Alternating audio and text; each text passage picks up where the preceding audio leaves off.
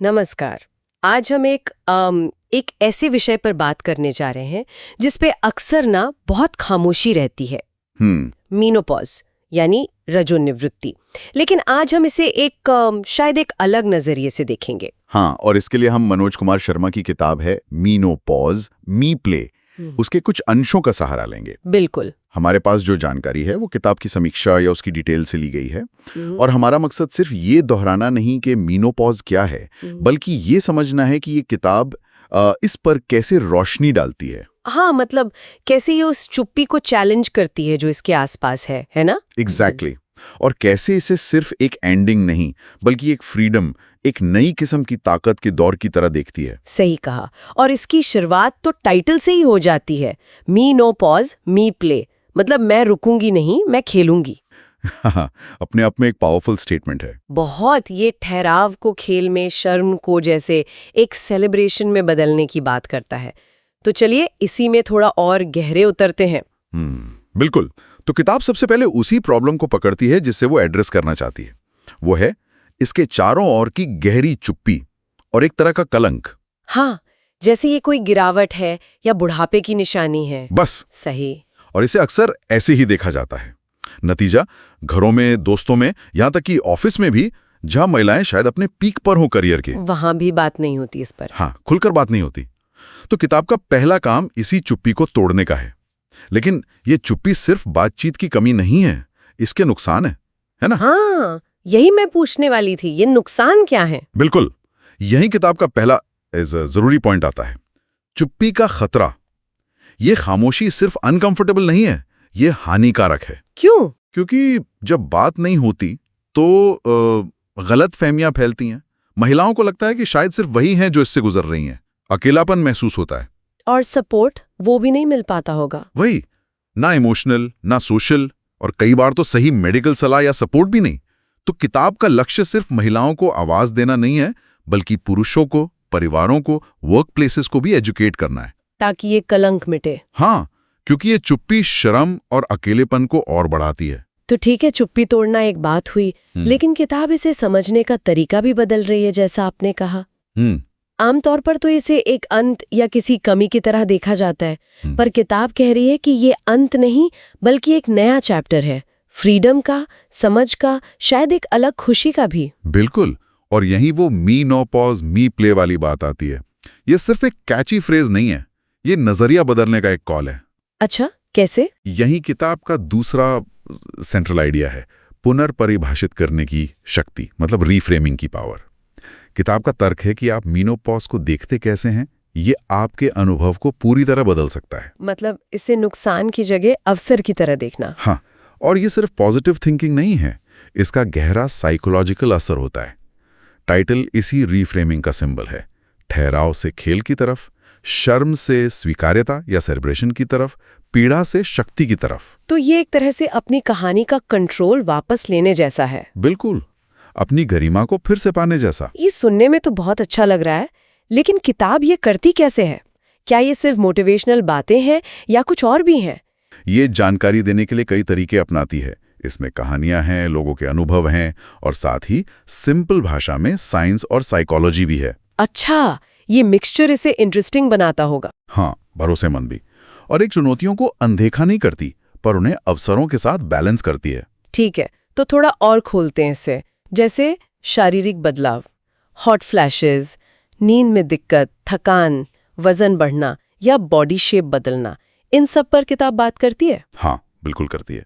और यही किताब एक बहुत जरूरी फर्क बताती है।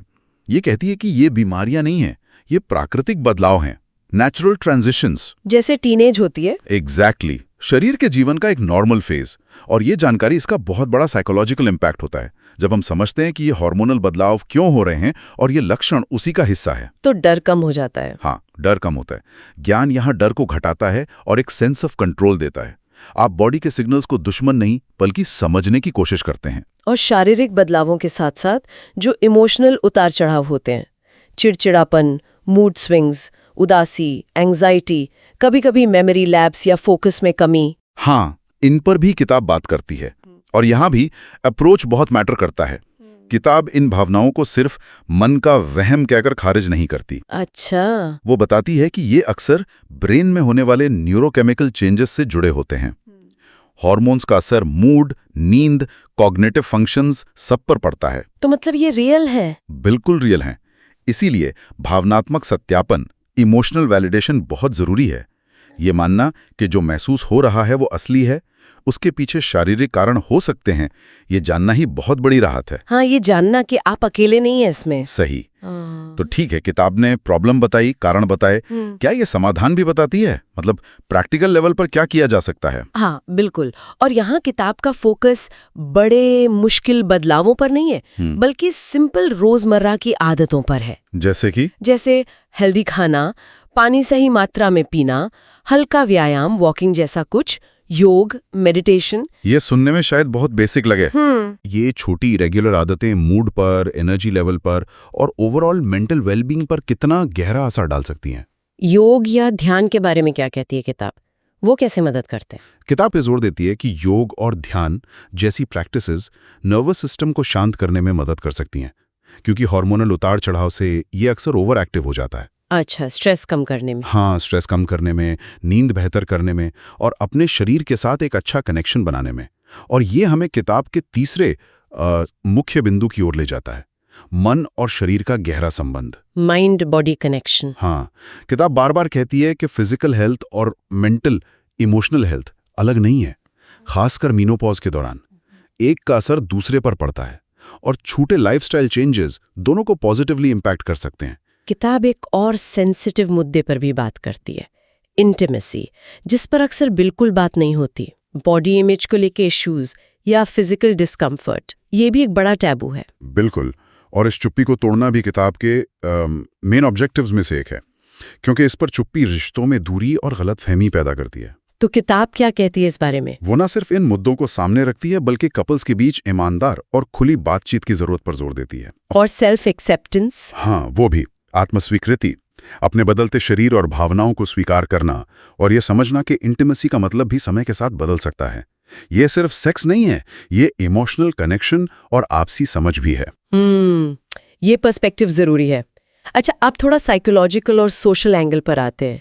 किताब एक कॉन्ट्रडिक्शन की तरफ इशारा करती है जो मुझे काफी सोचने पर मजबूर कर गया। कौन सा? कि कई महिलाएं इस उम्र में प्रोफेशनली बहुत सक्सेसफुल होती हैं, समाज में इज्जत होती है, लेकिन अंदर ही अंदर वो मीनोपॉज के स्ट्रगल से चुपचाप जूझ रही होती हैं। इसे कॉग्निटिव डिसोनेंस कहते हैं, एक गैप बाहर की सफलता और अंदर के संघर्ष के बीच। ये तो बहुत स्ट्रेसफुल होता होगा। बिल्कुल, एंजाइटी, अकेलापन और ये फीलिंग आ सकती है कि कोई समझ नहीं रहा। आप बाहर से कैपेबल दिख रही हैं, पर अंदर से कंफ्यूज्ड या ओवरवेल्म्ड महसूस कर सकती हैं। तो ऐसी सिचुएशन में बाहरी सपोर्ट कितना जरूरी हो जाता है? परिवार, पार्टनर, दोस्त, यहाँ तक कि वर्कप्लेस का माहौल? बहुत ज्यादा, बहुत जरूरी।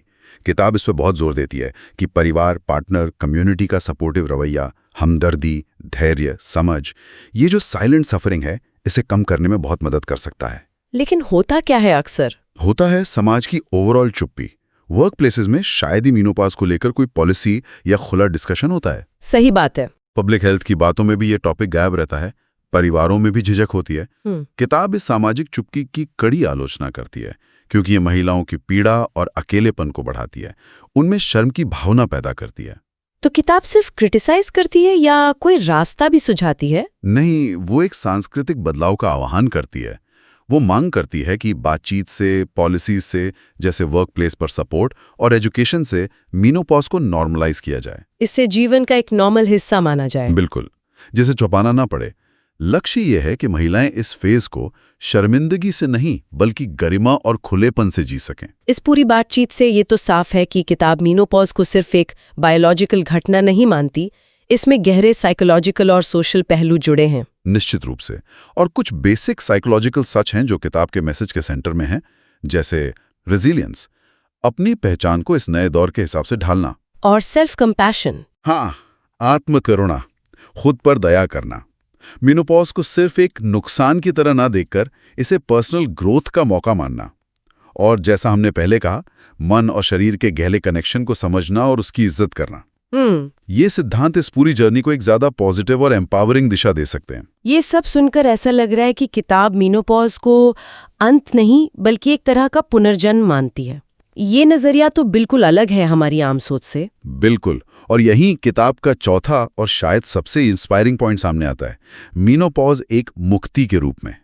Menopause as liberation. मुक्ति कैसे? किताब इसे जीवन के ढलान की तरह नहीं देखती, बल्कि एक ऐसे टाइम की तरह देखती है जब महिलाएं शायद सामाजिक अपेक्षाओं से, जैसे बच्चे पैदा करने या पालने की जिम्मेदारियों से कुछ हद तक मुक्त होकर अपने पैशन को फिर से खोज सकती हैं, नए इंटरेस्ट ढूंढ सकती हैं। हाँ, नई रुचियां डेवलप कर सकती हैं, आध्यात्मिकता में गहरा उतर सकती हैं या समाज में लीडरशिप के नए रोल्स ले सकती हैं। तो मी प्ले का मतलब सिर्फ फन करना नहीं हुआ? नहीं, इसका मतलब है जीवन को अपनी शर्तों पर जीना, एक नई एनर्जी और पर्पस के साथ। अच्छा। किताब ये संभावना सामने रखती है कि मीनोपॉज का दौर उद्देश्य, विकास और आत्मखोज का एक नया मौसम बन सकता है।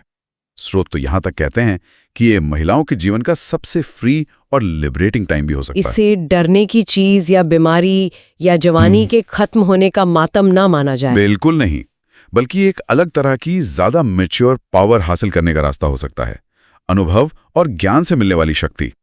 तो अगर हम संक्षेप में कहें, मनोज कुमार शर्मा की किताब मीनोपॉज मी प्ले पर आधारित ये अंश हमें मीनोपॉज की एक बिल्कुल नई, पॉजिटिव और एम्पावरिंग तस्वीर दिखाते हैं। ये चुप्पी तोड़ने, समझ बढ़ाने और इसी ठहराव के बजाय खेल, सशक्तिकरण और नए अवसरों के दौर के रूप में देखने की बात करती है। और इसका एक मुख्य संदेश जिसे शायद हमें फिर से याद करना चाहिए, वो है मौन गरिमा का सबसे बड़ा दुश्मन है। ये बहुत गहरी बात है। जब हम जरूरी जीवन अनुभवों पर चुप रहते हैं, खासकर उन पर जिनसे कलंक जुड़ा हो, तो हम न सिर्फ अपनी डिग्निटी को चोट पहुंचाते हैं, बल्कि हम समाज को भी एक जरूरी मानवीय अनुभव को समझने और नॉर्मलाइज करने से रोकते हैं। ये वाकई सोचने पर मजबूर करने वाला संदेश है। अब जब हम इस चर्चा को समेट रहे हैं, एक सवाल आता है मन में। किताब मीनोपॉज को खेल के चरण के रूप में देखने को कहती है, एक्टिविटी और डिस्कवरी का समय। हाँ, और इससे जुड़ा एक सोचने वाला सवाल ये उठता है कि अगर व्यक्ति, जैसा किताब कह रही है, जानबूझकर इस खेल के चरण को अपनाता है, मतलब इसे एक्सप्लोरेशन, एक्सपेरिमेंट और नई शुरुआत के मौके की तरह देखता है, तो इसका क्या असर हो सकता है? हाँ, मतलब क्या ये सिर्फ उस व्यक्ति के लिए कोई नई पॉसिबिलिटी या खुशी ला सकता है, या फिर क्या ये समाज के नजरिए को भी बदल सकता है? उम्र बढ़ने को लेकर, जीवन के बदलावों को लेकर, और खासतौर पर महिलाओं के जीवन के दूसरे हाफ को देखने के तरीके को। पीढ़ी जीवन के एक फेज को शर्मिंदगी के बजाय शक्ति और खेल की तरह देखना शुरू करे, तो ये उम्र को लेकर हमारी कलेक्टिव सोच को चैलेंज कर सकता है। ये पर्सनल एम्पावरमेंट से सोशल चेंज तक की एक जर्नी हो सकती है। ये वाकई एक गहरा विचार है जिस पर और सोचा जा सकता है। जो लोग मनोज कुमार शर्मा की किताब मीनोपॉज मी प्ले के बारे में और जानना चाहते हैं, उन्हें बता दें कि ये Amazon पर उपलब्ध है। आज की हमारी ये चर्चा यहीं समाप्त होती है। उम्मीद है मीनोपॉज पर ये नया दृष्टिकोण आपको सोचने के लिए कुछ नया दे गया होगा। धन्यवाद।